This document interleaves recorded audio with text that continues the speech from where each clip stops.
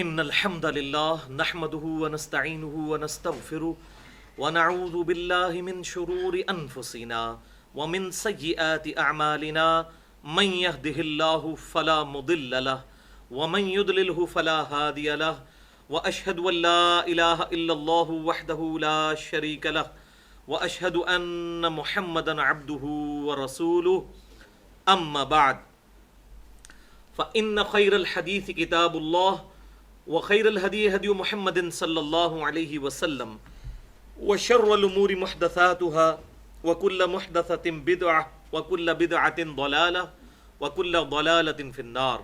أعوذ بالله السميع العليم من الشيطان الرجيم من همزه ونفخه ونفثه. بسم الله الرحمن الرحيم.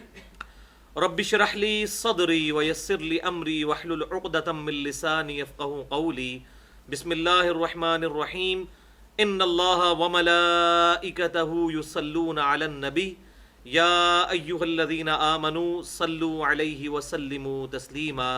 اللہم صل علی محمد وعلی آل محمد کما صلیت علی ابراہیم وعلی آل ابراہیم انک حمید مجید.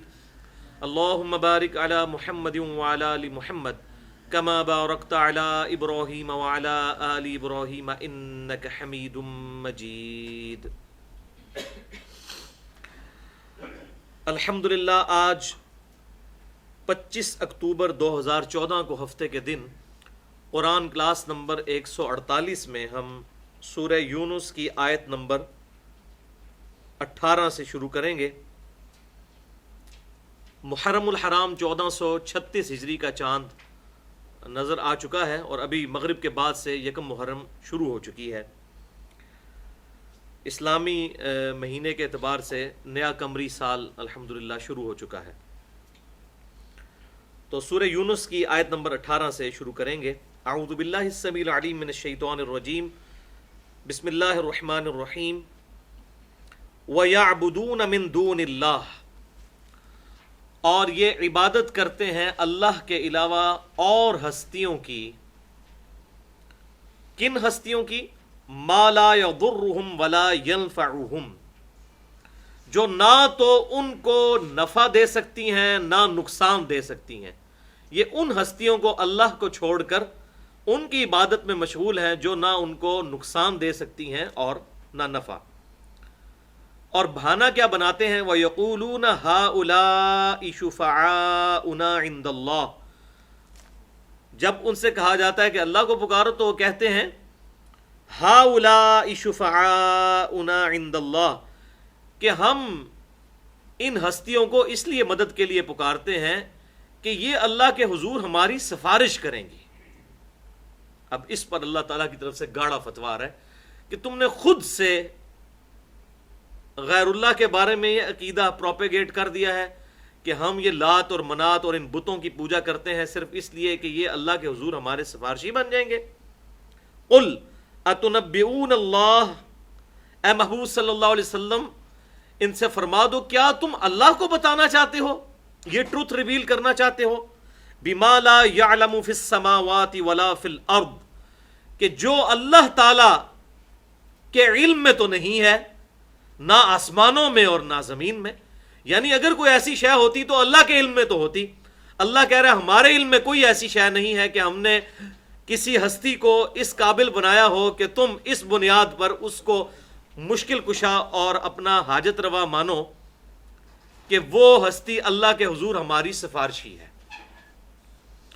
شفاعت بالاذن بالکل الگ چیز ہے، لیکن شفاعت بالاذن میں بھی اس ہستی کو اللہ تبارک و تعالی کی بارگاہ میں شفاعت کا ذریعہ بنایا جائے گا اور وہ ہوگا قیامت کا دن. اس دنیا کے اندر جو سامنے موجود ہے اس سے دعا کروائی جا سکتی ہے. میرا پورا لیکچر ہے مسئلہ نمبر 43 کے نام سے توسل اور وسیلہ کے صحیح احکام و مسائل. اس میں میں نے 6 وسیلوں کا ذکر کیا جن میں سے 5 ایسے ہیں جو کتاب و سنت سے ثابت ہیں، اور انہی میں سے ایک وسیلہ یہ ہے کہ آپ کسی دنیا میں موجود نیک شخص کے پاس جا کر دعا کروا سکتے ہیں.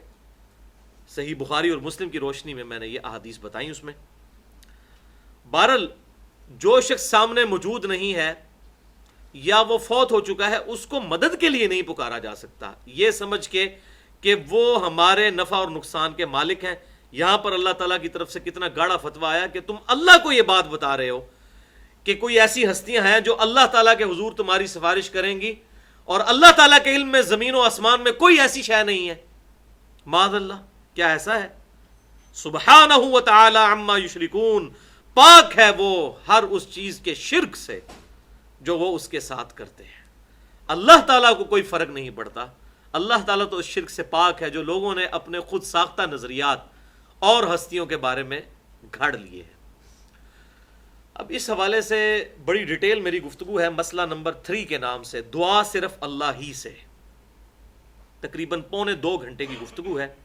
اس میں نے عقیدہ توحید کے حوالے سے جو ہمارے انڈیا، پاکستان اور بنگلہ دیش کے کلچر میں مسکنسیپشنز آئی ہیں ان کو بڑی ڈیٹیل کے ساتھ بیان کیا ہے. صرف ایک آیت میں نمونے کے طور پر، کراس ریفرنس کے طور پر یہاں انصاف ہے کہ میں بیان کر دوں. یہ 20ویں پارے پہ پہلے ہی صفحے پر آپ کے یہ بلو والے قرآن پاک میں 383 نمبر صفحہ ہے. اس کی 6ٹھی لائن ہے سورۃ النمل کی آیت نمبر 62. امن یجیب المضطر اذا دعاہ، بھلا بتاؤ تو کون ہے وہ کہ جو مصیبت میں گھرے ہوئے شخص کی فریاد کو سنتا ہے. وَيَكْشِفُ السُّوءَ، اور وہ اس سے تکلیف بھی دور کر دیتا ہے. وَيَجْعَلُكُمْ خُلَفَاءَ الْأَرْضِ، اور وہی تو ہے جو تمہیں اس زمین پر اگلوں کا خلیفہ کرتا ہے. یعنی جن ہستیوں کو تم پکار رہے ہو وہ تو مرتی جا رہی ہیں، ان کی جگہ اللہ نے تمہیں اب بنا دیا ہے، تمہیں دنیا پہ وارث بنایا اس زمین کا. اِلَٰهٌ مَّعَ اللَّهِ، کیا اللہ کے ساتھ کوئی اور الہ بھی ہے؟ قَلِيلًا مَّا تَذَكَّرُونَ، لیکن تم بہت ہی کم نصیحت حاصل کرتے ہو.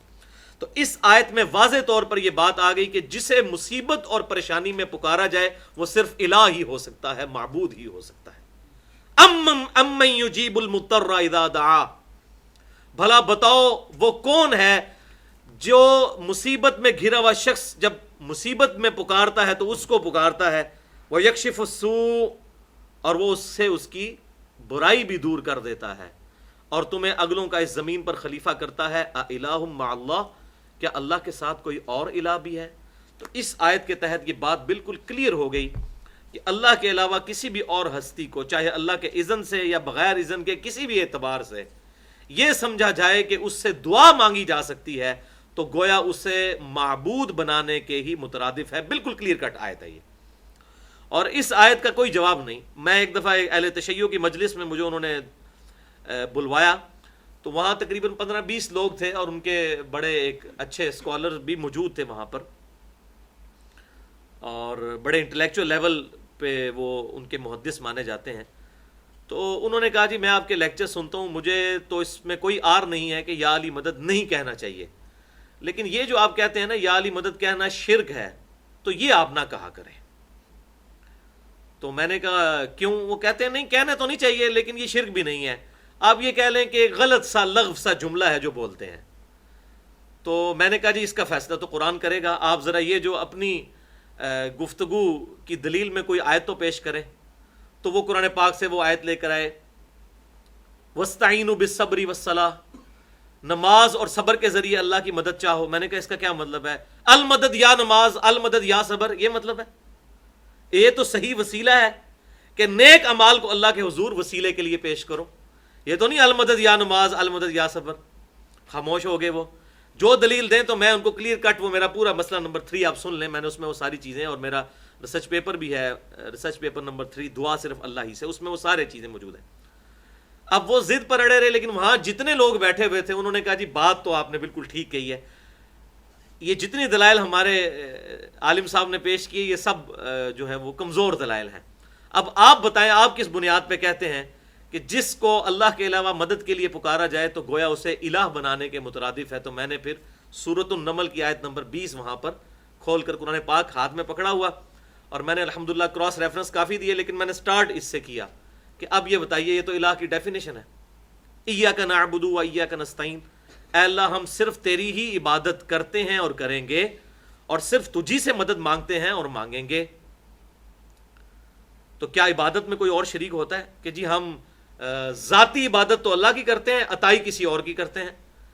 تو بھائی جب عبادت میں کوئی شریک نہیں تو عبادت کی اعلیٰ ترین شکل ہے دعا، وَإِيَّاكَ نَسْتَعِينُ، غائب میں مدد کے لیے تجھی کو پکارتے ہیں۔ ایک تو ہے ظاہری اسباب، میں آپ کو کہتا ہوں مجھے پانی پلا دیں، آپ پلائیں گے، یہ ظاہری اسباب ہے، اس کا تو قرآن میں حکم ہے وَتَعَاوَنُوا عَلَى الْبِرِّ وَالتَّقْوَىٰ، نیکی اور پرہیزگاری کے کاموں میں ایک دوسرے کی مدد کرو۔ لیکن آپ یہاں موجود نہیں سامنے، آپ جناب بغداد میں ہیں، بغداد شریف میں بھی قبر کے اندر ہیں، اور میں کہتا ہوں مجھے پانی پلا دیں، وہی بات وہی جملہ فریم آف ریفرنس بدلنے کی وجہ سے شرک کی کیٹیگری میں فال کر جائے گا۔ اس لیے میں ایک جملہ بولا کرتا ہوں کہ بھائیو اس میں کوئی جھگڑا نہیں ہے کہ سیدنا علی رضی اللہ تعالیٰ عنہ کو اختیار ہے یا نہیں ہے، شیخ عبد القادر جیلانی رحمۃ اللہ علیہ کو اختیار ہے یا نہیں ہے، یہ تو جھگڑا ہی نہیں ہے۔ اگر بالفرض ان کو اختیار ہو تب بھی دعا کے لیے ان کو پکارنا خالصتاً شرک ہے۔ کیوں؟ بارش کون برساتا ہے؟ اللہ۔ ڈیوٹی کس کی ہے؟ فرشتوں کی۔ بارش فرشتوں سے مانگی جائے گی یا اللہ سے؟ اگر کوئی فرشتوں سے بارش مانگنا شروع کر دے تو اس کی عقل پہ ہی ماتم کیا جا سکتا ہے۔ وہ ایاک نستعین کے خلاف ہے۔ پھر اللہ تعالیٰ پکار پکار کے پھر ایسی ایسی مثالیں دیتے ہیں، دیکھیں جی صدر تک ڈائریکٹ نہیں پہنچ سکتے، بیچ میں وزیر ہوتے ہیں، یہ ہوتے ہیں، خدا کے لیے اس صدر کو تو اپنی پیٹھ کے پیچھے نظر نہیں آتا، اور تم اسے اللہ کے ساتھ کمپیئر کر رہے ہو جو کہتا ہے نحن اقرب الیہ من حبل الورید، میں ہر شخص کی رگے جان سے زیادہ اس کے قریب ہوں۔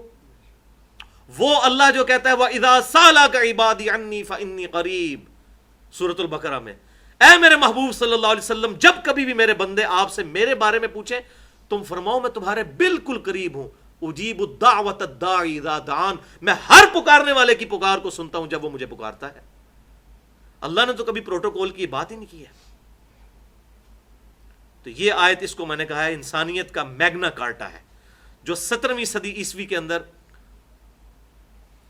انگلینڈ میں قانون پاس ہوا تھا کہ ہر شخص اپنے حکمران سے جا کر اپنا مسئلہ بیان کر سکتا ہے، اس کو میگنا کارٹا کہتے تھے اس کو۔ انسانیت کا میگنا کارٹا یہ ہے وَإِذَا سَأَلَكَ عِبَادِي عَنِّي فَإِنِّي قَرِيبٌ، اے میرے محبوب صلی اللہ علیہ وسلم جب بھی میرے بندے آپ سے میرے بارے میں پوچھیں آپ فرمائیے میں تمہارے بالکل قریب ہوں، اجیب الدعوۃ الداعی اذا دعان، ہر پکارنے والے کی پکار کو سنتا ہوں جب وہ مجھے پکارے۔ فَلْيَسْتَجِيبُوا لِي وَلْيُؤْمِنُوا بِي، لیکن انہیں بھی چاہیے کہ میرا حکم مانے اور مجھ پر ایمان لائیں جیسا کہ ایمان لانے کا حق ہے، تاکہ وہ کامیاب ہو سکے۔ باقی جتنی چیزیں ہیں اللہ تعالیٰ نے ہمارے نفع کا سورس بنائی ہیں، لیکن ان کو پکار نہیں سکتے۔ میں کہتا ہوں سب سے بڑا مشکل کشا مخلوق میں تو سورج ہے، سورج سے بڑا کوئی مشکل کشا نہیں ہے۔ یہ دنیا پوری کی پوری سورج کی وجہ سے چل رہی ہے، جو سائنس کی فیلڈ کے لوگ ہیں وہ سمجھتے ہیں اگر سورج ختم ہو جائے زمین پہ نباتات اپنی خوراک نہیں تیار کر سکتے، جو ضیائی تالیف فوٹوسنتھسس کے ذریعے پودے اپنی خوراک تیار کرتے ہیں اس کو ہم کھاتے ہیں، گندم نہیں پک سکتی، کچھ بھی نہیں اگ سکتا، اور جانور سب کچھ وہی سبزہ کھاتے ہیں۔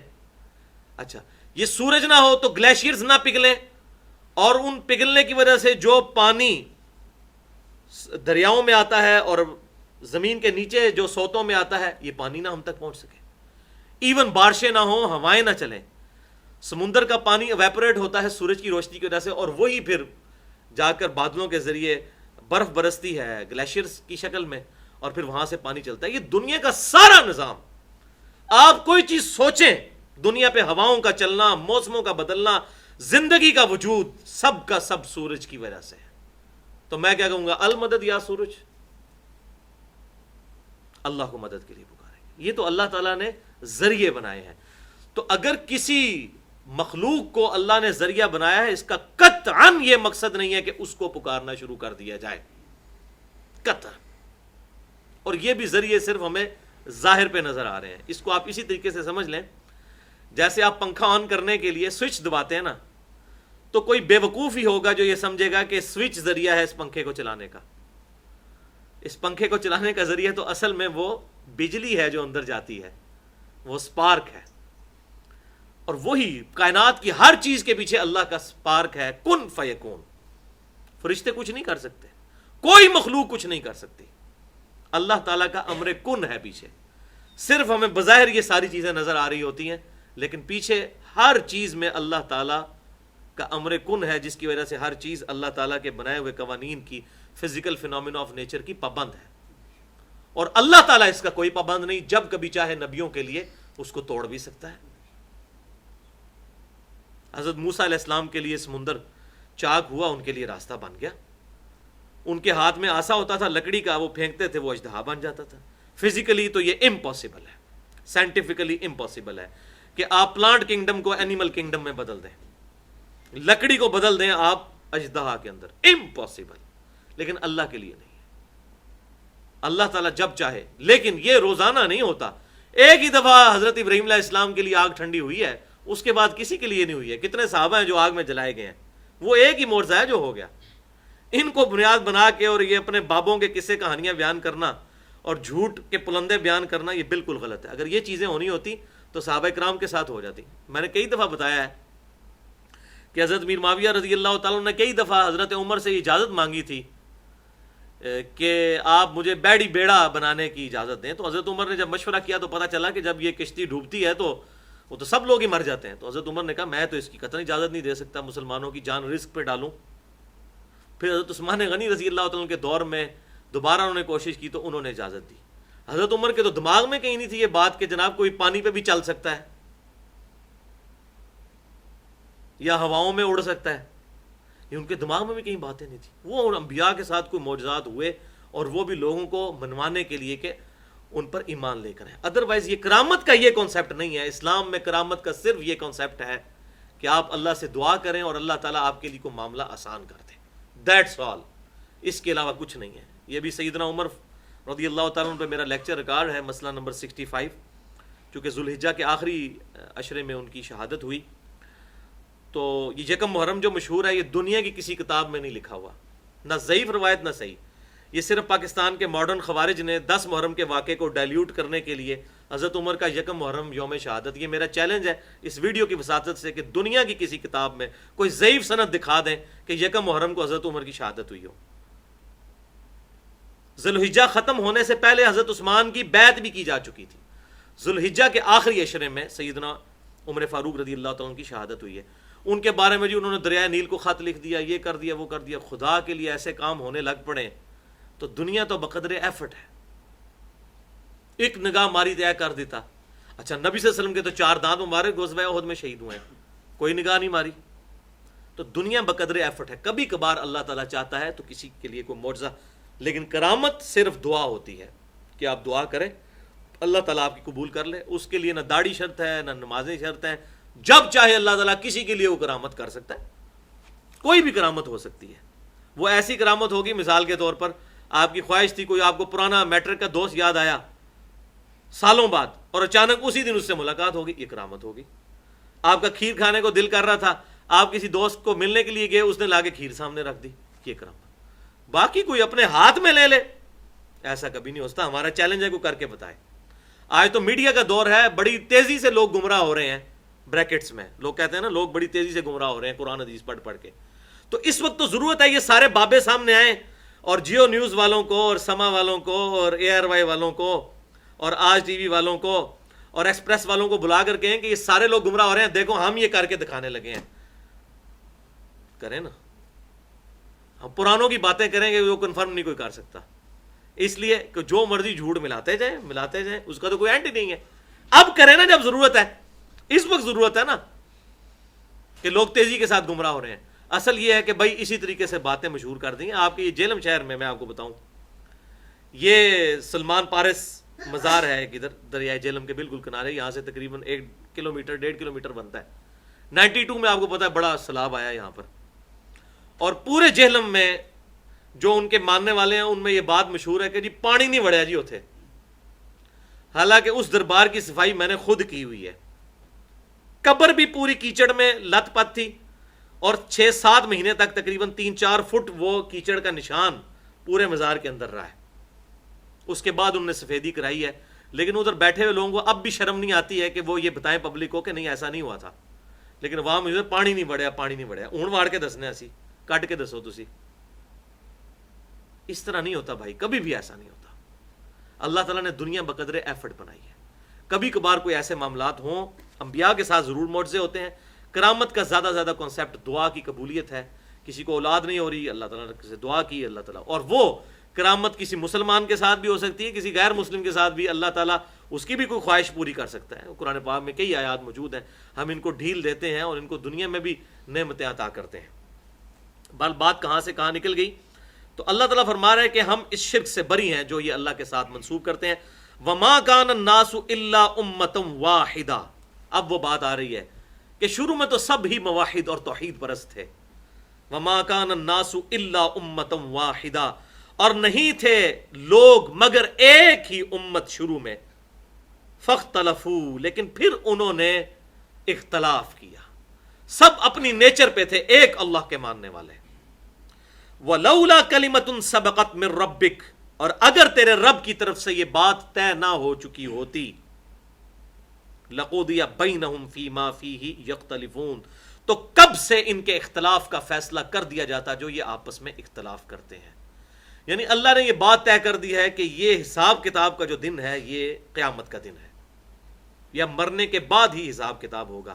اللہ تعالیٰ فرماتا ہے اگر ہم نے یہ بات اپنے اوپر خود طے نہ کر لی ہوتی تو یہ جو اتنی زیادہ سرکشی لوگ کرتے ہیں کب سے ان کا فیصلہ ہم کر دیتے، لیکن اللہ تعالیٰ اپنے ان رولز اور ریگولیشن کے مطابق ان کی رسی ڈھیلی کرتا ہے، شاید اللہ کی طرف لوٹ آئیں یا پھر یہ سرکشی میں اور بڑھیں تاکہ اللہ تعالیٰ کے عذاب کے مستحق ہوں۔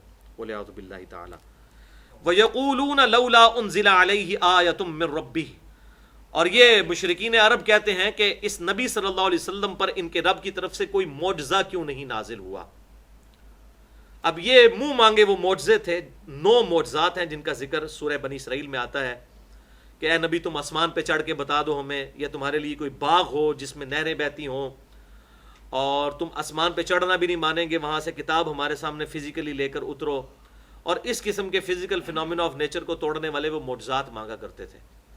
تو اللہ تعالیٰ نے کہا یہ معجزات نہیں ان کو دکھانے، اس نبی صلی اللہ علیہ وسلم کا دعوی نبوت والا جو معجزہ ہے وہ یہ القرآن ہے، اور اس میں میں نے بڑی ڈیٹیل سے گفتگو کی ہے، مسئلہ نمبر 85 کے نام سے۔ قرآن اور کتال نبی صلی اللہ علیہ وسلم کی 2 خصوصیات، یعنی جس معجزے پر دعوی نبوت ہے وہ یہ کتاب اللہ ہے۔ جس طرح حضرت موسیٰ علیہ السلام کے لیے وہ عصا کا معجزہ تھا، ہمارے نبی صلی اللہ علیہ وسلم کا معجزہ دعوی نبوت والا، ویسے تو بہت معجزات ہیں بخاری اور مسلم میں، لیکن وہ دعوی نبوت والے نہیں ہیں، دعوی نبوت والے یہ معجزہ ہے۔ کیوں؟ قیامت تک کے لیے تھی آپ صلی اللہ علیہ وسلم کی نبوت، تو معجزہ بھی قیامت تک ہونا چاہیے تھا۔ اگر اس وقت کا کوئی معجزہ ہو تو آج تو ہم اس کی کوئی ویڈیو نہیں دکھا سکتے کسی کو، لیکن یہ قرآن ہے الحمدللہ جس کو پڑھ کر لوگ تیزی سے اسلام کی طرف آ رہے ہیں، یہ معجزہ ہے۔ اور بخاری اور مسلم کی متفق علیہ حدیث ہے، ہر نبی کو اللہ نے کوئی نہ کوئی معجزہ دیا، اور مجھے اللہ تعالیٰ نے وحی کا معجزہ دیا ہے۔ میں اللہ سے امید کرتا ہوں کہ سب سے زیادہ متبعین قیامت والے دن میری امت سے ہوں گے، کیونکہ معجزہ سب سے بڑا ہے۔ وَيَقُولُونَ لَوْلَا أُنزِلَ عَلَيْهِ آيَةٌ مِّن رَبِّهِ، تو یہ کہتے ہیں کہ ان کے رب کی طرف سے ان پر کوئی معجزہ کیوں نہیں نازل کیا گیا، وہ منہ مانگے معجزے۔ اور پھر سورہ بنی اسرائیل میں اس کی حکمت بھی بیان ہوئی کہ اگر منہ مانگا معجزہ دکھا دیا گیا اور پھر یہ ایمان نہ لائے تو پھر ان پہ عذاب آ جائے گا، لہٰذا معجزے کا نہ دکھانا ان کے لیے رحمت ہے۔ قوم صالح کے لیے جب اونٹنی کا معجزہ دکھایا گیا اور وہ نہیں مانے تو ان پر عذاب آ گیا۔ کئی صحابہ جو فتح مکہ کے موقع پر اسلام لائے یا صلح حدیبیہ کے موقع پر، وہ پھر رضی اللہ تعالیٰ عنہ نہ ہوتے اگر اس وقت منہ مانگا معجزہ دکھایا جاتا اور وہ ایمان نہ لاتے تو۔ فَقُلْ إِنَّمَا الْغَيْبُ لِلَّهِ، اے محبوب صلی اللہ علیہ وسلم فرما دیجئے بے شک غیب جو ہے، الغیب یہ تو اللہ کے ساتھ خاص ہے، فَانْتَظِرُوا تو تم انتظار کرو، انی معکم من المنتظرین میں تو خود تمہارے ساتھ انتظار کرنے والوں میں شامل ہوں، جب اللہ چاہے گا جو معجزہ دکھا دے گا۔ اب یہ دیکھ لیں، آپ صلی اللہ علیہ وسلم کے بارے میں بتایا جا رہا ہے کہ آپ صلی اللہ علیہ وسلم کہہ رہے ہیں کہ یہ غیبی معاملہ ہے معجزے کا ہو جانا، تو یہ تم انتظار کرو جب اللہ دکھا دے، اور میں بھی تمہارے ساتھ انتظار کرنے والوں میں شامل ہوں۔ تو علم الغیب سے متعلق صحیح عقیدہ کیا ہونا چاہیے، اس پہ میرا مسئلہ نمبر 6 ہے، علم الغیب سے متعلق فرقہ وارانہ نظریات کا تحقیقی جائزہ۔ وَإِذَا أَذَقْنَا النَّاسَ رَحْمَةً مِّن بَعْدِ ضَرَّاءٍ، اور جب ہم انسان کو اپنی رحمت کا مزہ چکھاتے ہیں اس کی تکلیف کے بعد، مَسَّتْهُمْ جب کہ وہ ان کو تکلیف چھو لیتی ہے، جب تکلیف کو دور کر دیتے ہیں انسان سے تو کیا ہوتا ہے، اذا لہم مکر فی آیاتنا، تو پھر ہماری آیات کے ساتھ یہ مکر و فریب کرنا شروع کر دیتے ہیں۔ یعنی تکلیف آتی ہے تو انسان فوراً اللہ کی طرف پلٹتا ہے، لیکن جیسے ہی تکلیف دور ہوتی ہے پھر وہی حرکتیں شروع کر دیتا ہے. اس وقت مشرکین عرب بھی یہی کرتے تھے. وقتی طور پر اللہ تعالیٰ ان کے اوپر چھوٹی چھوٹی تکالیف بھیجتا تھا قحط کی شکل میں اور معاملات میں، تاکہ وہ نبی صلی اللہ علیہ وسلم کی بات کو غور سے سنیں. لیکن اس وقت سنتے تھے، بعد میں وہ ایمان ہی نہیں لے کے آتے تھے. تو اللہ تعالیٰ فرماتا ہے پھر بعد میں یہ ہماری آیات کے ساتھ مکر کرتے ہیں. قل اللہ اسرع مکرا، اے محبوب صلی اللہ علیہ وسلم فرما دیجئے اللہ تعالیٰ تیز ہے اس معاملے میں کہ تمہارے مکر کی تمہیں سزا دے. انا رسولنا یکتبون ما تمکرون، بے شک ہمارے فرشتے لکھ رہے ہیں جو کچھ تم مکر کر رہے ہو. وہی کرامن کاتبین جو پارہ نمبر 30 میں ذکر آیا، یعلمون ما تفعلون، جو بھی تم کرتے ہو وہ ان کے علم میں ہے. کرامن کاتبین اللہ کی طرف سے فرشتے مقرر ہیں جو انسان کی نیکیاں اور بدیاں لکھتے رہتے ہیں. تو تم بھی یہ کان کھول کر سن لو کہ تمہارے اعمال اللہ تعالیٰ لکھ رہا ہے.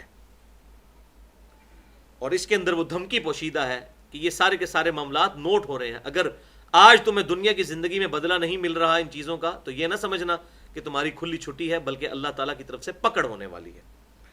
اب یہاں پر بڑی زبردست حدیث ہے، صحیح بخاری اور مسلم کی متفق علیہ حدیث ہے کہ آپ صلی اللہ علیہ وسلم نے فرمایا کہ رات اور دن کے فرشتے یکے بعد دیگرے تمہارے پاس آتے رہتے ہیں. یعنی دو طرح کے فرشتے ہیں، ایک دن کے فرشتے ہیں اور ایک رات کے. یہ بخاری اور مسلم دونوں میں حدیث موجود ہے. اور وہ آپس میں جب ان کے لیے جوائنٹ ٹائم ہوتا ہے وہ فجر اور عصر کا وقت ہوتا ہے. اس حدیث میں آتا ہے یعنی فجر کے وقت جو رات والے فرشتے ہیں ان کے جانے کا وقت ہوتا ہے، اور جو دن کے فرشتے ہیں ان کے آنے کا وقت ہوتا ہے. اور پھر عصر کے وقت بھی فرشتے جمع ہوتے ہیں کہ جو دن کے فرشتے ہیں ان کے جانے کا وقت ہوتا ہے، اور جو رات کے فرشتے ہیں ان کے آنے کا وقت ہوتا ہے. تو یہ فجر اور عصر کے وقت وہ فرشتے جمع ہوتے ہیں، اور پھر جب وہ اللہ کے حضور پیش ہوتے ہیں تو اللہ تعالیٰ حالانکہ جانتا ہے اس کے باوجود پوچھتا ہے کہ میرے بندوں کو کس حال میں پایا. تو فرشتے کہتے ہیں کہ یا اللہ جب گئے تھے اس وقت بھی وہ نماز پڑھ رہے تھے، اور جب آئے اس وقت بھی وہ نماز پڑھ رہے تھے. الحمدللہ. لیکن یہ فجر و عصر کی جو نماز پڑھے گا نا تو اسی کے لیے پھر یہ ساری بشارت ہے. اور صحیح مسلم میں ایک حدیث ہے کہ جو فجر کی نماز پڑھ لے وہ اللہ کے عہد و پیمان میں آ جاتا ہے، پھر الا یہ کہ وہ عہد خود ہی توڑ دے. یعنی اللہ تعالیٰ کا عہد ہے، وہ عہد کیا ہے؟ اسی حدیث میں بتایا گیا کہ اللہ تعالیٰ اسے دوزخ میں داخل نہیں کرے گا. ٹھیک ہے، اور یہ صحیح مسلم میں حدیث ہے الحمدللہ. اور قرآن پاک میں بھی اشارتاً ذکر موجود ہے اس کا کہ فجر کے وقت میں فرشتے آتے ہیں. سورہ بنی اسرائیل کی آیت نمبر 78 میں، ان قرآن الفجر کان مشہودا، بے شک فجر کے وقت جو قرآن پڑھا جاتا ہے اس کو فرشتے اس کے گواہ بنتے ہیں، آ کر سنتے ہیں. الحمدللہ. اب جناب بڑی زبردست آیت مبارکہ ہے، اور یہ ہمارا جو ریسرچ پیپر ہے غیر اسلامی نظریات بامقابلہ اسلامی عقائد یا اندھا دھند پیروی کا انجام، اور میرا جو لیکچر ہے انڈیا اور پاکستان کے بزرگوں کی 19 گستاخانہ عبارات کا تحقیقی جائزہ، مسئلہ نمبر 71B، اس میں بھی میں نے یہ آیات کوٹ کی ہیں. هو الذی یسیرکم فی البر والبحر، وہی اللہ ہے جو کہ تمہیں سیر کرواتا رہتا ہے زمین میں اور سمندر میں. یعنی زمین میں جو لوگ چل رہے ہیں یا سمندروں میں سفر کر رہے ہیں یہ اللہ کی وجہ سے. ابھی انسان کے دماغ میں آتا ہے کہ اللہ تعالیٰ کے بیچ میں کیا کنٹریبیوشن ہے؟ اللہ تعالیٰ کی کنٹریبیوشن ہے فزیکل فینومینا آف نیچرز کو انسان کے پابند کر دینا. اگر زمین اور ہمارے پاؤں کے درمیان یا زمین اور ہماری سواری کے درمیان ریزسٹنس نہ ہو، مزاحمت نہ ہو، تو ہم کبھی بھی نہیں چل سکتے. اس کا منظر کبھی آپ نے دیکھنا ہو تو جن ملکوں میں برف باری ہوتی ہے وہاں پر جب لوگ گاڑیاں ڈرائیو کرتے ہیں تو کس طرح گاڑیاں ایک دوسرے کو آگے لگتی ہیں، کیونکہ ریزسٹنس کم ہوئی ہوتی ہے نا. اگر یہ ہمیشہ برف ہی رہے تو اس کے اوپر پھر آپ گاڑی کیسے چلا سکتے ہیں؟ تو ان حالات کو سازگار کرنا چلنے کے لیے. اسی طریقے سے سمندر میں اگر پانی کے اندر فورس آف بوائنسی ہی نہ ہو، قوت اچھال جو ارشمیدس پرنسپل ہے کہ کسی بھی چیز کے اوپر قوت اچھال اتنی ہی ہوتی ہے کہ جتنا وہ چیز پانی کے والیوم کو ڈسپلیس کرتی ہے، اس پانی کا جو والیوم ڈسپلیس ہوتا ہے اس کے وزن کے برابر اس کے اوپر قوت اچھال لگتی ہے. اسی کی وجہ سے بحری جہاز سمندروں میں چلتے ہیں، اسی کی وجہ سے ہوائی جہاز ہواؤں میں اڑتے ہیں. اگر ہوا میں قوت اچھال نہ ہو تو یہ کبھی بھی نہیں اڑ سکتے. تو یہ اللہ تعالیٰ فرما رہے ہیں وہ اللہ ہی ہے جو تمہیں خشکی میں اور سمندر میں لیے پھرتا ہے. لیکن کیا ہوتا ہے؟ حتی اذا کنتم فی الفلک، یہاں تک کہ جب تم کشتی میں سوار ہوتے ہو، وجرین بہم بریح طیبہ، اور ہوا چلنے لگتی ہے مسافروں کے لیے موافق. یہ اس وقت بادیاں والی کشتیاں ہوتی تھیں، بادبان والی. وہ بادبان والی کشتیاں جو ہیں وہ ہوا کی وجہ سے، آج بھی یہ جو اولمپکس وغیرہ ہوتے ہیں اس میں بھی وہ والا معاملات اسی طریقے سے اس کی ریسیں بھی لگائی جاتی ہیں. وہ بادبان والی جو کشتیاں ہوتی تھیں وہ ہوا کی وجہ سے اس کو کنٹرول کیا جاتا تھا. اس کی وجہ سے جو اس کے لیے ان پٹ چاہیے پاور کی وہ ہوا ہوتی ہے، کیونکہ سمندر والی سائڈ پہ ہوا بہت زیادہ چلتی ہے. تو اللہ تعالیٰ فرماتا ہے جب ہوا تمہارے موافق چلنا شروع کر دیتی ہے، وہ فرحوا بها، اور اس میں بیٹھے ہوئے لوگ بڑے فرحت بخش ہوتے ہیں، بڑی خوشی میں اپنا وقت گزار رہے ہوتے ہیں. جاءتها ریح عاصف، تو اچانک بڑی تند و تیز ہوا آ جاتی ہے. وجاءهم الموج من كل مکان، اور ہر طرف سے سمندر کی موجیں جو ہیں وہ اٹھنا شروع ہو جاتی ہیں. یعنی سمندر میں اچانک طوفان آ جاتا ہے. اور جب یہ حالت ہوگی تو پھر کیا ہوگا؟ کوئی بھی کسی اور ہستی کو نہیں پکارے گا. اللہ. وَظَنُّوا أَنَّهُمْ أُحِيطَ بِهِمْ، اور لوگوں کو اب یہ یقین ہو جاتا ہے کہ اب وہ گھیر لیے گئے سمندری طوفان کے اندر، اس بھنور کے اندر. دعوا اللہ مخلصین لہ الدین، تو پھر اس وقت اللہ کو وہ پکارتے ہیں خالص اس کے لیے اپنے دین کو کرتے ہوئے. اس وقت اللہ کے علاوہ کوئی اور ہستی ان کو یاد نہیں آتی. اور کیا کہتے ہیں؟ لَإِنْ أَنْجَيْتَنَا مِنْ هَذِهِ، کہ اے اللہ اگر تو نے ہمیں اب بچا لیا، لَنَكُونَنَّ مِنَ الشَّاكِرِينَ، تو ہم ضرور شکر گزاروں میں شامل ہو جائیں گے. ایک دفعہ بس اس سمندری طوفان سے ہی اللہ بچا لے. اس وقت اللہ کے علاوہ کوئی اور ہستی یاد نہیں آتی. اور یہ حقیقت بات ہے. آج آپ تصور کریں جو لوگ اللہ کے علاوہ اور ہستیوں کو پکارتے ہیں ان کو پتہ ہے کوئی کچھ نہیں کر سکتا، کوئی کسی کی تکلیف نہیں. بھائی میرا پیشاب بند ہو جائے نا، دنیا کے کسی بڑے سے بڑے عالم، کسی بڑے سے بڑے بزرگ، کسی بڑے سے بڑے مفسر کا پیشاب بند ہو جائے نا، زمین و آسمان کی ساری مخلوقات مل کے اس کا پیشاب نہیں چلا سکتی. اتنا انسان جو ہے وہ مجبور محض ہے. ہر چیز اللہ کے کنٹرول میں. تو اللہ تعالیٰ فرماتا ہے جب یہ سمندری طوفان آتا ہے پھر یہ اور ہستیوں کو پکارتے ہیں. اور ہستیوں کو نہیں، صرف اللہ کو پکارتے ہیں، خالص اس کے ساتھ توحید کرتے ہوئے. اور یہ کبھی آپ کو تجربہ ہونا، میرے آفس میں ایک بھائی تھے تو وہ اللہ کے علاوہ اور ہستیوں کو بھی پکارتے تھے. میں نے کہا ایمانداری سے بتاؤ کہ جب آفس کے کام کے سلسلے میں ہم اکثر اسلام آباد سے کراچی جانا ہوتا ہے اور بسا اوقات وہ ایئر پاکٹس بھی آ جاتی ہیں جس کی وجہ سے جہاز اچانک وہ لڑکھڑانا شروع کر دیتا ہے اور لگتا ہے ابھی پر ٹوٹے کے ٹوٹے اس کے، اور بسا اوقات تو بالکل ایک بار موت سامنے نظر آنا شروع ہو جاتی ہے. تو جب ایسی کبھی کنڈیشن ہو جائے اور اوپر سے کیپٹن بھی جو ہے وہ پائلٹ وہ اناؤنسمنٹ کر دے کہ اب جہاز نہیں بچنے والا، تو ایمانداری سے بتاؤ اس وقت شیخ عبد القادر جیلانی کو پکارو گے، سیدنا علی کو پکارو گے، یا اللہ کو؟ کہتے جی اللہ کو پکاریں. یہ انسان کی انسٹنکٹ میں ہے. اللہ کے علاوہ کوئی اور یاد نہیں آتا. یہ حامد میر کے اوپر وہ جو جیو کے اینکر پرسن پہ حملہ ہوا تو وہ میں ان کا انٹرویو سن رہا تھا، وہ بھی کہنے لگے کہ جی اب مجھے بالکل موت سامنے آئی، اس وقت صرف اللہ ہی یاد آتا ہے انسان کو. اور یا کہتے ہیں مجھے اپنی زندگی کے واقعات فلم کی طرح چلنے شروع ہو گئے. وہ کہتے ہیں پہلے ہم فلموں میں یہ چیزیں دیکھتے تھے کہ موت کے بعد ایسے ہوتا ہے، تو میں نے وہ فزیکلی جب موت کو سامنے سے دیکھا ہے تو اس وقت میرے پہ یہ حالت گزری ہے. اور یہ واقعی ایسا ہوتا ہے. انسان نے کبھی سوچا بھی نہیں ہوتا کہ ایسے معاملات ہو جائیں گے. تو بالکل خالصتاً اس وقت اللہ کو پکارتے ہیں. لیکن جب اللہ تعالیٰ نجات دے دیتا ہے پھر کیا ہوتا ہے وہ آگے پڑھیں. فَلَمَّا أَنْجَاهُمْ إِذْ هُمْ يَبْغُونَ فِي الْأَرْضِ، جب ہم انہیں نجات دے دیتے ہیں اس طوفان سے تو پھر زمین میں آ کے دوبارہ بغاوت شروع کر دیتے ہیں. بغیر الحق، حق کے بغیر، بغیر کسی وجہ کے، بغیر کسی مقصد کے پھر اللہ کے باغی ہو جاتے ہیں. یا ایھا الناس، اے لوگو، انما بغیکم علی انفسکم، بے شک یہ بات یاد رکھو یہ بغاوت تمہاری اپنی جان کے خلاف ہے. اللہ کو کوئی نقصان نہیں پہنچا سکتے، تم اپنے خلاف خود بغاوت کر رہے ہو.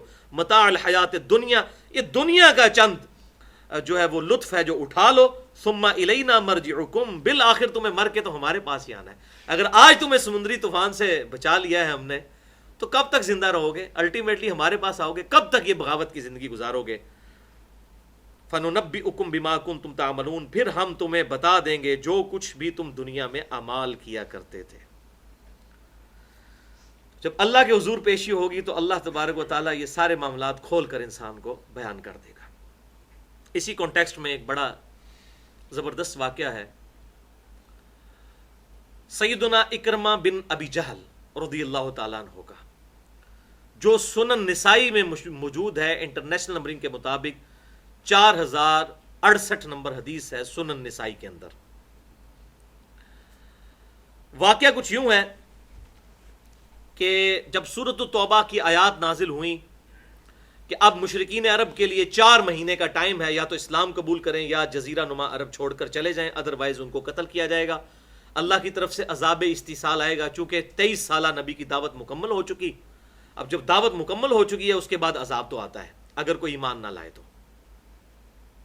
اگلے انبیاء کے بھی نہ ماننے والوں پر قوم نوح پر عذاب آیا، قوم موسیٰ پر آیا، قوم لوط پر آیا علیہم السلام، تو ہمارے نبی صلی اللہ علیہ وسلم کے مخالفین پر بھی عذاب آنا تھا۔ اس دفعہ اللہ تعالیٰ نے کہا عذاب یہ ہوگا کہ ان کو قتل کیا جائے گا جہاں بھی پائے جائیں گے۔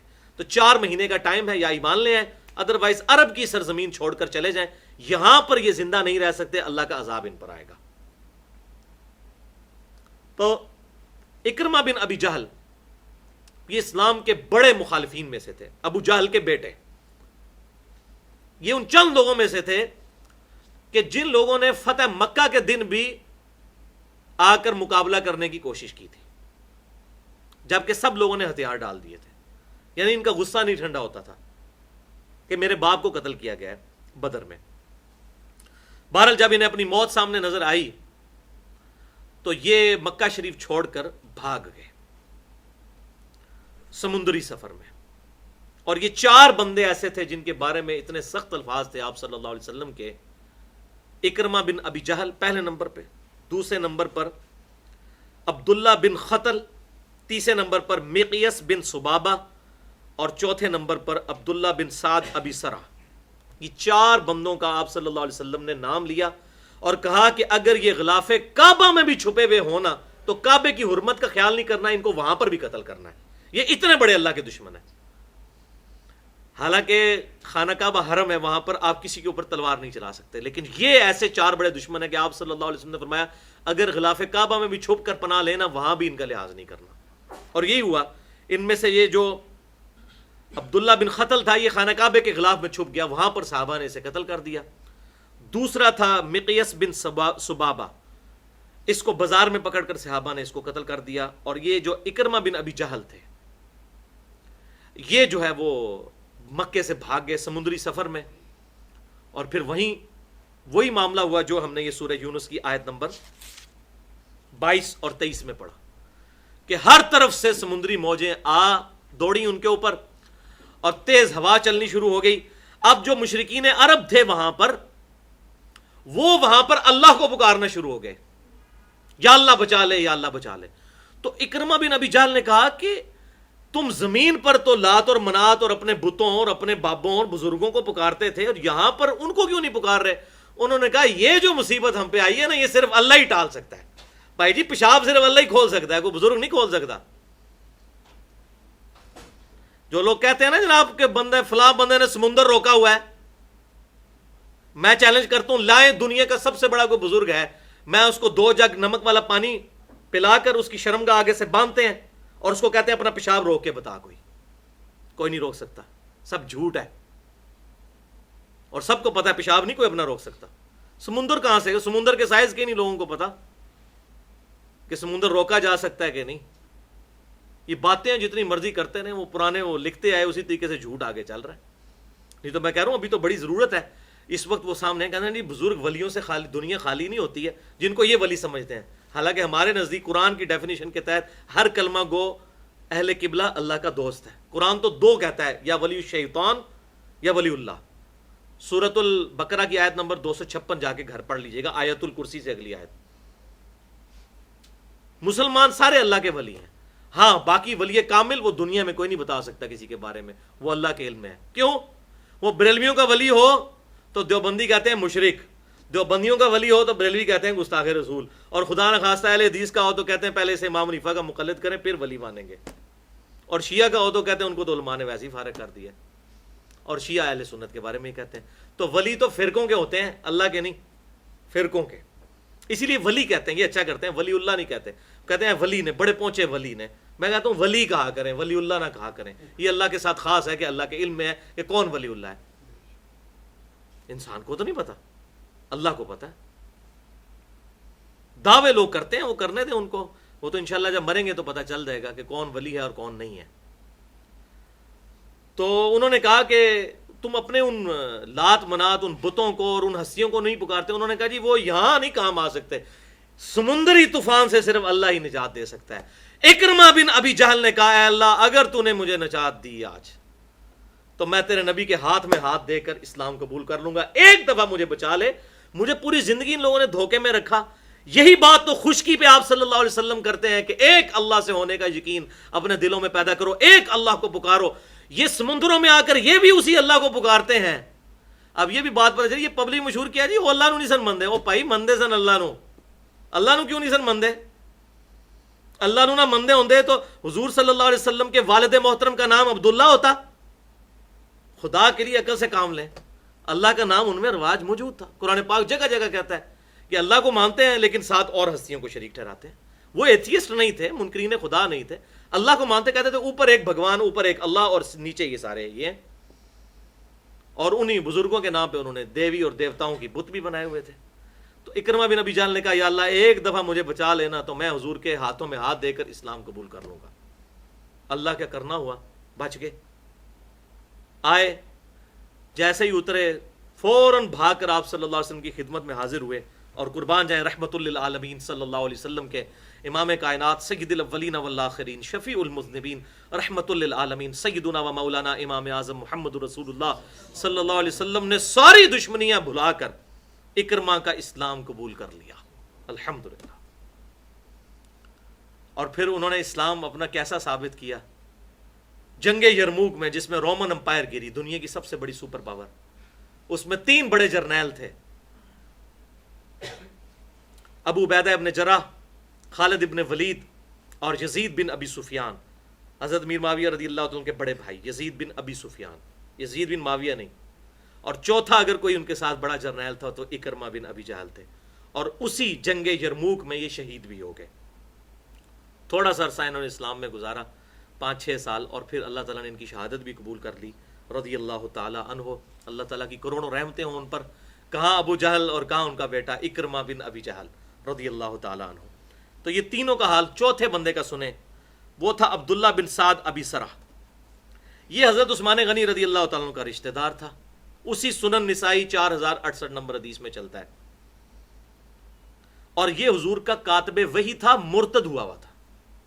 ایک تو وہ کاتب وحی ہے جو بخاری اور مسلم میں آیا کہ کاتب وحی تھا تو وہ مرتد ہو گیا، اس کو زمین میں دفناتے تھے تو لاش قبول نہیں کرتی تھی. یہ ایک اور کاتب وحی بھی مرتد ہوا ہوا، حضرت عثمان غنی رضی اللہ عنہ کا رشتہ دار عبداللہ بن سعد ابی سرح. اور یہ مشرکین سے جا ملا اور وہاں جا کے کہتا تھا کہ یہ حضور کو تو کچھ پتہ ہی نہیں ہے. جو یہ بھی سنن نسائی میں موجود ہے، اس کی یہ پورا کلام بھی اگلی 2-3 حدیثوں میں. تو جو میں لکھ دیتا ہوں وہی ان کا پیغمبر جو ہے معاذ اللہ استغفر اللہ کرتا ہے. تو یہ مرتد ہو گیا. بعد میں اس کو جب نظر آئی موت سامنے تو حضرت عثمان کے پاس آ کے چھپ گیا. اب اس کے بارے میں تو حکم تھا کہ غلاف کعبہ میں بھی چھپا ہو تو قتل کر دو. حضرت عثمان غنی رضی اللہ تعالیٰ عنہ نے اپنی رشتہ داری کی وجہ سے جو ہے وہ کمزوری دکھائی اور لا کر حضور کے سامنے پیش کر دیا، یا رسول اللہ یہ کلمہ پڑھنا چاہتا ہے، اس کا اسلام قبول کر لے. اب حضور تو یہ کہہ چکے تھے اس کو قتل کیا جائے گا اور چھوڑا نہیں جائے گا کیونکہ وہ مرتد ہوا ہوا تھا، اسلام کو بھی چھوڑ کے گیا ہوا تھا اور اوپر اسلام کی بدنامی کا بھی باعث تھا. تو حضور صلی اللہ علیہ وسلم خاموش رہے. 3 دفعہ وہ سامنے آیا آپ صلی اللہ علیہ وسلم کہ یا رسول اللہ میں ایمان لانا چاہتا ہوں. آپ خاموش رہے. پھر آپ صلی اللہ علیہ وسلم نے اس کا اسلام قبول کر لیا مجبوراً. اور جب وہ چلا گیا تو حضور نے صحابہ سے کہا تم میں کوئی ایک بھی ایسا نہیں تھا جو اس کو اٹھ کے قتل کر دیتا جب تم نے مجھے دیکھا کہ میں اس کا اسلام نہیں قبول کر رہا؟ تو صحابہ نے کہا یا رسول اللہ صلی اللہ علیہ وسلم، سنن نسائی 4068 نمبر حدیث، آپ ہمیں ایک دفعہ آنکھ سے اشارہ کر دیتے نا ایسے کر کے، تو ہم اس کی تکہ بوٹی کر دیتے ہیں۔ حضور نے کہا نبی کے لیے یہ شایع نہیں کہ وہ آنکھ سے اشارہ کرے، یہ نبی کے اخلاق کے جو ہے وہ مخالفت والی چیز ہے، نبی یہ کام نہیں کر سکتا۔ بہرحال حضرت عثمان کو پھر دنیا میں اس کی سزا بھی ملی اس حوالے سے کہ یہی وہ شخص ہے جو حضرت عثمان کی شہادت کا سبب بھی پھر بنا۔ اسی کی غلط ایکٹیویٹیز کی وجہ سے حضرت عثمان کے خلاف وہ بغاوت بلند ہوئی۔ یہ بھی ان چند لوگوں میں تھا، جیسے ولید بن عقبہ تھا، یہ بھی تھا۔ تو سیدنا عثمان غنی رضی اللہ تعالیٰ کی اللہ تعالیٰ نے ان پر شہادت کی وہ تکلیف ڈال کر ان کو دنیا سے پاک و صاف اٹھا لیا، جو ان سے اس حوالے سے غلطی ہوئی تھی رضی اللہ تعالیٰ عنہ۔ تو یہ میں نے یہاں پر حدیث بیان کرنی ضروری سمجھی، کیونکہ یہ اکثر لوگ کوٹ کرتے ہیں بغیر حوالے کے اور عجیب و غریب طریقے سے، تو میں نے وہ پوری الحمدللہ سنن نسائی 4068 نمبر حدیث بیان کر دی۔ اگلی آیت، انما مثل الحیات الدنیا کماء انزلناہ من السماء، بے شک دنیا کی مثال تو ایسی ہے جیسا کہ آسمان سے پانی نازل ہوا، فاختلط بہ نبات الارض، تو اس سے زمین میں نباتات اگنے شروع ہو گئے، مما یأکل الناس والانعام، جس میں سے کھاتے ہیں لوگ بھی اور چوپائے بھی، حتی اذا اخذت الارض زخرفها، یہاں تک کہ جب زمین اپنا پورا سنگھار کر چکی، یعنی پوری فصل پک کر تیار ہوگی، جیسے جب یہ گندم کی فصل پک کر تیار ہوتی بالکل گولڈن شکل میں پوری خوبصورت تیار ہوگی، وَزَيَّنَتْ وَظَنَّ أَهْلُهَا أَنَّهُمْ قَادِرُونَ عَلَيْهَا، اور وہ خوب جب زینت والی ہو گئی اور اس زمین کے مالکوں نے یہ ارادہ کیا کہ اب تو وہ اس کے اوپر قدرت رکھتے ہیں اور اس زمین سے نفع اٹھا لیں گے، جو یعنی فصل اگی ہوئی ہے، اچانک کیا ہوا، أَتَاهَا أَمْرُنَا لَيْلًا أَوْ نَهَارًا، تو اچانک ہمارا حکم آ گیا رات کے وقت یا دن کے وقت، فَجَعَلْنَاهَا حَصِيدًا، تو ہم نے پوری فصل کو اجاڑ کر کاٹ کر رکھ دیا۔ کوئی اللہ کی طرف سے ایسی آفت آئی، جو اب آپ مثال اب دیکھ لیں، یہ بھی چند مہینے پہلے کی بات ہے، پاکستان میں جو سیلاب آیا ہے، لوگوں کی بالکل بنی بنائی فصلیں جو ہے تباہ و برباد ہو گئی، اللہ کی طرف سے ایسا حکم آیا، حالانکہ انسان یہ سمجھ رہا ہوتا ہے میں اس کا مالک ہوں۔ کأن لم تغن بالامس، گویا کہ وہ یہاں پر فصل ایگزسٹ ہی نہیں کرتی تھی، اور واقعی ایسا ہے، جب وہ سرابی ریلا آیا ہے تو لگتے ہی نہیں یہاں پر کوئی فصل تھی، اب وہاں سے لوگ ریت نکال کے بیچ رہے ہیں، ریت اتنی جمع ہو گئی ہے، اور لوگوں کی روزگار کھل گئی، ان کی تو ختم ہو گئی۔ کذالک نفصل الآیات لقوم یتفکرون، اس طریقے سے ہم اپنی آیات کھول کھول کر بیان کرتے ہیں ان لوگوں کے لیے جو تفکر کرنے والے ہیں۔ اس کو اللہ تعالیٰ نے دنیا کی زندگی کے ساتھ مثال دی ہے، کہ دنیا کی زندگی کی مثال بھی یہی ہے، جیسے یہ آسمان سے بارش نازل ہوئی اور فصل اگی، پھر اس نے اپنی جوانی دیکھی اور پھر ایک سارا معاملہ ہوا، پھر اچانک اس کے اوپر موت آ گئی۔ دوسری جگہ پہ آتا ہے اچانک فصل کاٹ لی گئی اور پیچھے بھوسا رہ گیا۔ اس طرح کی جتنی آیات ہیں، یہ میں نے مسئلہ نمبر 51 میں 1.5 گھنٹے کی گفتگو ہے، دنیا پرستی کا انجام اور اس کا علاج، فتنہ مال، دنیا پرستی کا انجام اور اس کا علاج، اس میں نے یہ کراس ریفرنس کے طور پر اور بھی آیات قرآن پاک سے پیش کی ہیں۔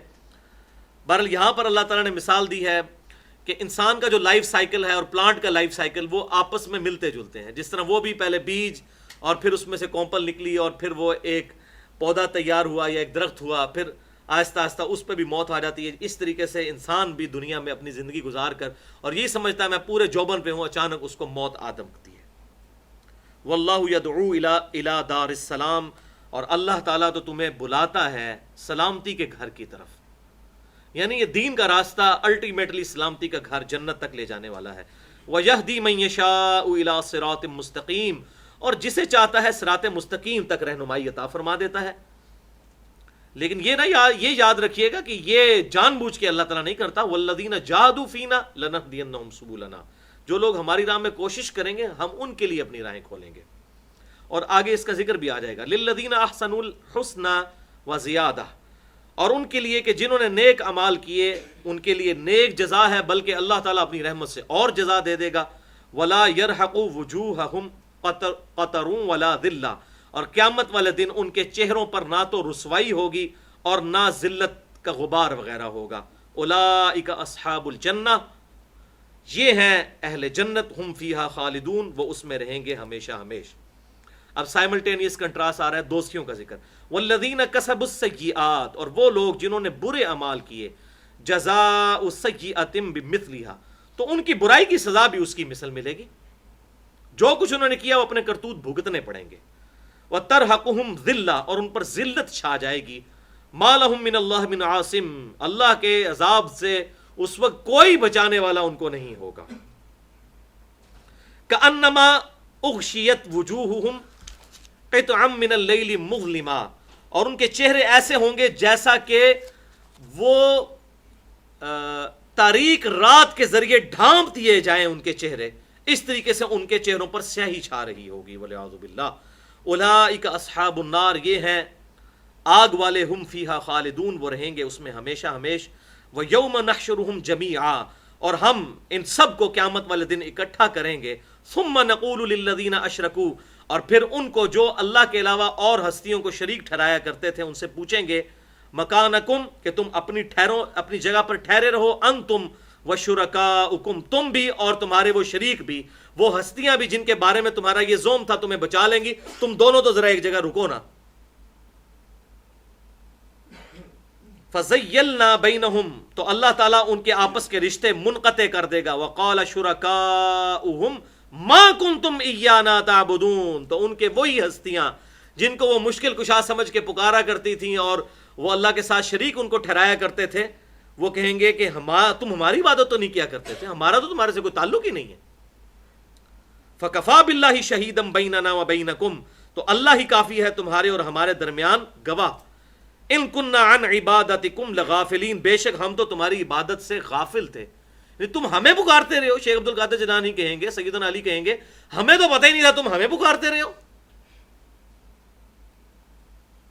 والعیاذ باللہ تعالی۔ ہنالک تبلو کل نفس ما اسلفت، وہاں آزما لے گا ہر شخص جو اس نے آگے بھیجا تھا۔ وردوا الی اللہ مولاہم الحق، اور تمہیں لوٹایا جائے گا اس سچے مولا کی طرف، وہ مالک حقیقی۔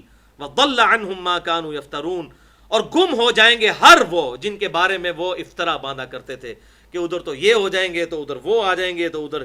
اب دیکھ لیں دنیا میں بھی لوگ کہتے ہیں جناب کہ شیخ عبد القادر جیلانی رحمۃ اللہ علیہ کہتے ہیں میں اس وقت تک جنت میں نہیں جاؤں گا جب تک کہ اپنے سارے مرید نہ جنت میں لے جاؤں۔ بولے اعوذ باللہ تعالی۔ اللہ کا کوئی ولی اتنا تکبرانہ جملہ بول سکتا ہے؟ متکبر شخص تو کبھی بھی اللہ کا ولی ہو ہی نہیں سکتا۔ شیخ عبد القادر جیلانی رحمۃ اللہ علیہ نے کوئی ایسی بات نہیں کی، یہ لوگوں نے ان کی طرف باتیں منسوب کر دی ہیں۔ جی میں اس وقت تک نہیں جاؤں گا جنت میں جب تک کہ سارے مریدوں کو نہ لے جاؤں۔ بھائی میرے کوئی شخص اپنے بارے میں گارنٹی نہیں اس سے نہیں کہہ سکتا کہ میں نے جنت میں جانا ہے کہ نہیں۔ انہی شیخ عبد القادر جیلانی کے شعر بھی ان کی کتابوں میں لکھے ہوئے ہیں کہ عید کا چاند نظر آیا تو انہوں نے کہا لوگ مجھے کہتے ہیں عبد القادر عید کا چاند نظر آ گیا، مبارک ہو۔ عبد القادر کی تو عید کا دن وہ ہوگا جب شیطان سے اپنا ایمان بچا کے قبر تک پہنچ جائے۔ ان کو تو اپنے ایمان کی فکر تھی۔ بھائی میرے اس طریقے سے معاملات ہونا شروع ہو جائیں نا تو پھر انبیاء کے آنے کا مقصد ختم ہو جائے کہ میں جی اس وقت تک جنت میں نہیں جانا جب تک۔ آپ ان کو تو چھوڑ دیں، بخاری اور مسلم کی متفق علیہ حدیث ہے، کوئی شخص بھی محض اپنے اعمال کی بنیاد پر جنت میں داخل نہیں ہو سکتا جب تک کہ اللہ کی رحمت شامل حال نہ ہو۔ ایک صحابی نے بڑی جرت کر کے عرض کی، بخاری اور مسلم دونوں میں ہے، کہ اے اللہ کے رسول کیا آپ بھی محض اعمال کی بنیاد پہ جنت میں داخل نہیں ہو سکتے؟ آپ نے فرمایا ہاں میں بھی، جب تک میرے رب کی رحمت مجھے ڈھانپ نہ لے میں بھی صرف اپنے اعمال کی بنیاد پہ جنت میں داخل نہیں ہو سکتا۔ یہ بات ہے، یہ آپ نے امت کی تعلیم کے لیے فرمایا کہ بعد میں آگے بابے جو اتنے بڑے بڑے دعوے کریں گے نا ان کو یہ حدیث سنانا میری، اور بخاری اور مسلم کی حدیث ہے، متفق علیہ حدیث۔ اے فاطمہ اس بات پہ مت اکڑنا کہ اللہ کے نبی کی بیٹی ہو، اگر اللہ تعالیٰ نے تمہیں قیامت والے دن پکڑ لیا تو میں تمہیں اللہ سے نہیں چھڑوا سکتا۔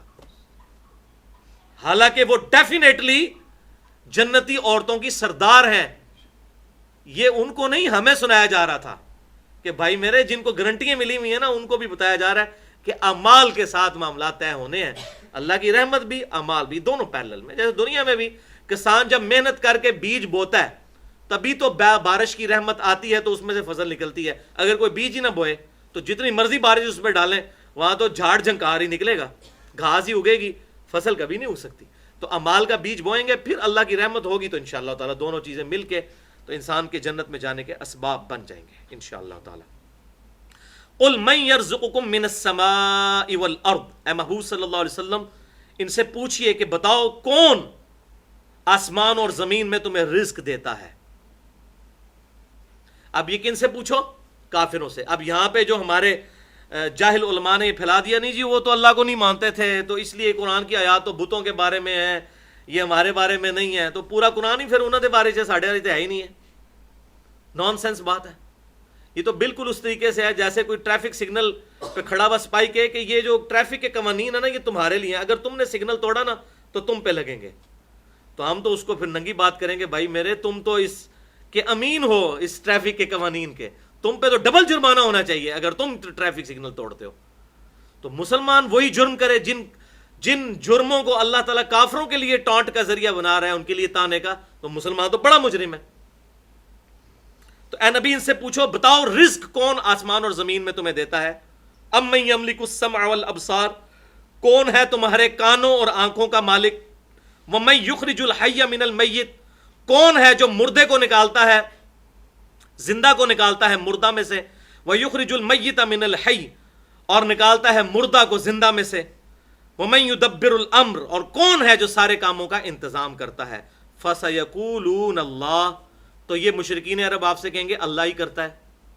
قل فقل افلا تتقون, تو اے نبی فرماؤ کیا تم ان سے ڈرتے نہیں ہو اس اللہ سے؟ جب تم مان رہے ہو کہ سارے کام اللہ کرتا ہے, پھر اللہ کے ساتھ اور ہستیوں کو شریک کیوں ٹھہراتے ہو؟ تو یہ آج کل بعض لوگ توحید اس کو سمجھ رہے ہوتے ہیں, جی وہ بارش اللہ برساتا ہے, آنکھیں اللہ نے دی ہیں, فلاں چیز اللہ نے دی ہے, یہ توحید تو بھائی مشرکین عرب بھی مانتے تھے. جب حضور نے کہا کہ بتوں سے کچھ نہیں ہوتا, ایک اللہ سے ہونے کا یقین پیدا کرو, ان کا اے ہوں تہاڈی گل نہیں مننی سی. یہ تو دیکھ لیں ساری یہی توحید, یہ والی توحید جو ہے توحید ربوبیت, وہ تو سارے مان رہے ہیں. فذالکم اللہ ربکم الحق, یہ ہے اللہ جو حقیقی تمہارا پروردگار ہے, جس کی یہ خصوصیات ہے. خود بھی مان رہے ہو کہ آسمان سے رزق نازل کرتا ہے اور زندہ کو مردہ سے نکالتا ہے, مردہ کو زندہ سے نکالتا ہے, تمہاری کانوں کا مالک ہے, تمہاری آنکھوں کا مالک ہے, ہر کام کی تدبیر وہ کرتا ہے. فماذا بعد الحق الا الضلال, تو اس حق کے آنے کے بعد گمراہی کے سوا کچھ نہیں بچتا, بس یہی حق ہے, بس اس کے علاوہ جتنا کچھ تم بیان کرتے ہو سب گمراہی ہے. فانا تصرفون, تو تم کہاں پر اپنا رخ پھیرے جاتے ہو. کذالک حقت کلمۃ ربک علی الذین فسقوا, بے شک تمہارے رب کی بات یوں ثابت ہو چکی ہے ان لوگوں کے لیے جو فسق و فجور کرتے ہیں, انہم لا یؤمنون, کہ وہ ایمان نہیں لے کر آئیں گے. جو جان بوجھ کر جنہوں نے گمراہی اختیار کی ہے وہ اب اللہ تعالیٰ کی طرف سے انہیں توفیق نہیں ملے گی. قل هل من شرکائکم من یبدأ الخلق, اے نبی ان سے پوچھو کہ جو اللہ کے ساتھ تم نے اور شریک ٹھہرا لیے ہیں, کیا ان میں سے کوئی تخلیق بھی کر سکتا ہے؟ کریشن ایکس نہیلو, عدم محض سے وجود کسی چیز کو بخش سکتا ہے, ابدا کر سکتا ہے؟ ثم یعیدو, اور اسے لوٹا بھی دے. قل اللہ, تم فرماؤ یہ اللہ ہی کر سکتا ہے. یبدأ الخلق, اللہ ہی پہلی دفعہ مخلوق کو پیدا کرتا ہے. ثم یعیدو, اور دوبارہ بھی وہی لوٹائے گا, یعنی مرنے کے بعد زندہ کرے گا. فانا تؤفکون, تو پھر تم کہاں پر الٹے پھیرے جاتے ہو. قل هل من شرکائکم من یہدی الی الحق, اے نبی ان سے پوچھو کیا اللہ کے ساتھ جو اور ہستیاں تم نے شریک ٹھہرا لی ہیں, کیا وہ بھی کسی راستے کی طرف رہنمائی کر سکتی ہیں؟ قل اللہ, تم فرماؤ اللہ کرتا ہے. یہدی للحق, حق کی طرف رہنمائی. افمن یہدی الی الحق, بھلا بتاؤ تو کہ جسے اللہ تعالیٰ نے حق کی طرف, کیا جو رائے حق کی طرف رہنمائی کرے, احق ان یتبع, تو کیا وہ زیادہ حقدار ہے کہ اس کی پیروی کی جائے؟ ام لا یہدی الا ان یہدا, یا اس کی پیروی کی جائے کہ جو کسی کو کوئی راستہ نہیں دکھا سکتا جب تک کہ اسے خود راستہ نہ دکھایا جائے. جو خود محتاج ہے وہ کسی کے لیے کوئی معاملہ کیسے, ظاہر ہے ہر شخص محتاج ہے. اگر اس وقت یہ روشنی ساری غائب ہو جائے تو ہم دیکھ نہیں سکتے, اتنے ہم کمزور ہیں. تو اللہ تعالیٰ فرما رہا ہے کہ پیروی کرو, اس کی اتباع کرو کہ جو لوگوں کو ہدایت کی طرف راہ راست دکھاتا ہے, اور جو خود محتاج ہے اس کی پیروی نہ کرو.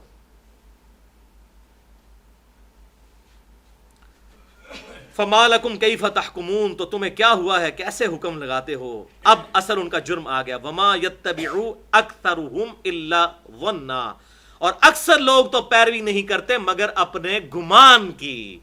ان الظن لا یغنی من الحق شیئا، بے شک گمان حق کے مقابلے میں کوئی شے نہیں ہے۔ ان اللہ علیم بما یفعلون، بے شک اللہ تعالیٰ کے علم میں ہے جو وہ کر رہے ہیں۔ اب یہ ہے اصل بات جو اللہ تعالیٰ نے بیان فرمائی، اس ساری بات کو کنکلوڈ کرتے ہوئے کہ سب لوگ اپنی گمان کی پیروی کر رہے ہیں، یعنی انہوں نے اپنے دماغ میں ایک نظریہ بنا لیا ہوا ہے، اس کی پیروی کر رہے ہیں، جبکہ اس گمان کی کوئی حیثیت نہیں ہے، حیثیت تو ہے حق کی، اور حق کیا ہے؟ کتاب اللہ اور سنت۔ ہم لوگوں کو جب کہتے ہیں بھی قرآن میں آیا ہے کہ اللہ ہی کی عبادت کرو، اسی کو مدد کے لیے پکارو، اور احادیث میں آیا کہ آپ صلی اللہ علیہ وسلم کی جتنی دعائیں ہیں اس میں اللہ کو پکارا گیا ہے، آگے سے ہمیں جواب میں کہتے ہیں نہیں جی نہیں، وہ پھر سلطان بہو نے کیوں کہا ہے کہ فن سن فریاد پیرا دیا پیرا، میری فریاد سنی کن تھر کے ہو، بیڑا میرا وچ کھپراں دے جتھے مچ بھی نہ بہندے ڈردے ہو۔ تو ہم تو بھائی یہ پوچھنے پہ مجاز ہیں کہ بھائی پہلی تو بات یہ کہ وہ ہمارے سامنے موجود نہیں ہے جنہوں نے یہ شعر کہا، پتہ نہیں انہوں نے کہا بھی کہ نہیں کہا، ٹھیک ہے۔ اور تیسری بات، اگر کسی نے کہا بھی تو وہ ہم تو قرآن پیش کر رہے ہیں، آپ ہمیں قرآن کے مقابلے میں قرآن پیش کریں، آپ گمان کی بات کرتے ہیں۔ نہیں جی میرا وجدان کہتا ہے، میری عقل تو نہیں مانتی، میں تو یہ سمجھتا ہوں۔ اگر ان چیزوں کے اوپر بنیاد کے اوپر فیصلے ہوں تو وہ اللہ تعالیٰ نے فرما دیا ہے وَمَا يَتَّبِعُ أَكْثَرُهُمْ إِلَّا ظَنًّا، اکثریت تو پیروی نہیں کرتی مگر اپنے گمان کی، اور إِنَّ الظَّنَّ لَا يُغْنِي مِنَ الْحَقِّ شَيْئًا، حق کے مقابلے میں گمان کوئی شے نہیں ہے، آپ جو مرضی کہیں۔ یہ اکثر لوگ کہتے ہیں نا جی بات ساڑھا تے عقیدہ ہے جی بھائی جی عقیدہ ہے ساڑھا، چاہے وہ قرآن میں موجود نہ ہو، سنت میں موجود نہ ہو، آپ صلی اللہ علیہ وسلم نے بیان نہ فرمایا ہو، وہ کہتے ہیں بس ہمارا عقیدہ ہے، او جی عشق دے چلے نمبر لے گئے عقل والے انجے ہی عملہ گالیاں۔ اس کے جواب میں آپ کو آخر میں ایک حدیث سنا دیتا ہوں، ویسے تو اس پہ میں نے کئی ایک لیکچر دیے ہیں، ایک لیکچر ہے مسئلہ نمبر 71A اور 71B، بزرگوں کی اندھا دھند پیروی کا انجام اور اس کا علاج، اور انڈیا اور پاکستان کے 19 بزرگوں کی 19 گستاخانہ عبارات کا تحقیقی جائزہ۔ ایک حدیث سنن ابن ماجہ میں آئی کہ ایک صحابی آپ صلی اللہ علیہ وسلم کی خدمت میں حاضر ہوئے، انہوں نے آ کے آپ کو سجدہ کیا، آپ صلی اللہ علیہ وسلم نے فرمایا یہ کیا کر رہے ہو؟ اس نے کہا یا رسول اللہ صلی اللہ علیہ وسلم میں کوفے گیا تھا، وہاں ہیرا شہر نجدیوں کا شہر، یہ نجدی ساری اس قسم کی خباستیں ان کی طرف سے نکلی ہیں کوفیوں سے، تو میں ہیرا گیا تھا، وہاں پہ کوفے کے پاس شہر ہے ہیرا، وہاں پہ میں نے دیکھا کہ لوگ اپنے سردار کو سجدہ کرتے ہیں، تو میں نے یہ گمان کیا کہ آپ تو اللہ کے رسول ہیں، آپ زیادہ حقدار ہیں کہ آپ کو سجدہ کیا جائے۔ یہ وہی بات آ گئی نا کہ اکثر لوگ اپنے گمان کی پیروی کرتے ہیں۔ یہاں تو بھائی صحابی نے گمان کیا کہ اگر وہ اپنے سردار کو کرتے ہیں تو ہم نبی آپ کو کیوں نہ کریں، گمان تو بالکل ٹھیک تھا نا، اینالوجی تو بالکل درست تھی، تو حضور کو کہنا چاہیے تھا ہاں ہاں عشق دے چلے نمبر لے گئے عقل والے انجے ہی عمرہ گالیاں۔ آپ نے فرمایا سر اٹھا، اگر میں اللہ کے علاوہ کسی کے لیے سجدے کو جائز سمجھتا تو بیویوں کو کہتا کہ اپنے خاوندوں کو سجدہ کریں اس حق کے سبب جو اللہ تعالیٰ نے ان کو دیا ہے، بیوی سجدہ کرے اپنے خاوند کو، اگر اللہ کے علاوہ کوئی اور سجدہ ہے، عبادت نہیں، سجدہ تعظیمی کی اجازت ہوتی، جیسا کہ آدم علیہ السلام کو فرشتوں نے سجدہ کیا، لیکن اب یہ سجدہ اس امت میں تو حرام ہے، تو وہ سجدہ بھی جائز نہیں ہے اس امت کے لیے، تو آپ صلی اللہ علیہ وسلم نے منع فرما دیا۔ تو انہوں نے اپنے گمان کی پیروی کی صحابی نے کہ جی وہ کرتے ہیں اپنے سردار کو، ہمارے تو آقا اور مولا آپ ہیں، آپ کو کیوں نہ کریں، لیکن حضور نے حق بات کہی کہ نہیں، اس چیز یہ اللہ کا حق ہے۔ تو اگر صحابی کا گمان، صحابی کا وجدان، ٹھیک ہے جی، کروڑوں ولی مل کے ایک صحابی کی جوتیوں کی خاک کے برابر نہیں ہے، صحابی کا وجدان، صحابی کا گمان وہ ایکسیپٹیبل نہیں ہے حضور صلی اللہ علیہ وسلم کی بارگاہ میں، اگر وہ کتاب و سنت سے ٹکراتا ہو تو میں اور آپ کی شمار میں، اور خام خواہ اس قسم کی باتیں کرتے ہیں۔ لیکن گل ہوئی ہے بھائی جی عقل نہ ہوئے تے موجاں ہی موجاں، جے عقل ہوئے تے سوچاں ہی سوچاں، ہن اے بے عقلے، نہ کتاب اللہ کا علم نہ سنت کا علم، تو اس لیے موجے مار رہے ہیں۔ ہمیں تو ہر چیز نظر آتی ہے کہ حضور صلی اللہ علیہ وسلم نے یہ بتایا، اس سے آگے نہیں ہم نے جانا، یہ کتاب اللہ میں آئے، اس سے آگے ہم نے نہیں جانا۔ اللہ تعالیٰ سے دعا ہے جو حق بات میں نے کہی اللہ تعالیٰ ہمارے دلوں میں راسخ فرمائے، اگر جس بات میں میرے منہ سے کوئی غلط بات نکل گئی تو اللہ تعالیٰ ہمارے دلوں سے معاف کر دے، ہمیں کتاب و سنت کی تعلیمات پر عمل کر کے دوسرے بھائیوں تک پہنچانے کی توفیق عطا فرمائے۔ سبحانک اللہم و بحمدک اشہد ان لا الہ الا انت استغفرک و اتوب الیک وما علینا الا البلاغ المبین۔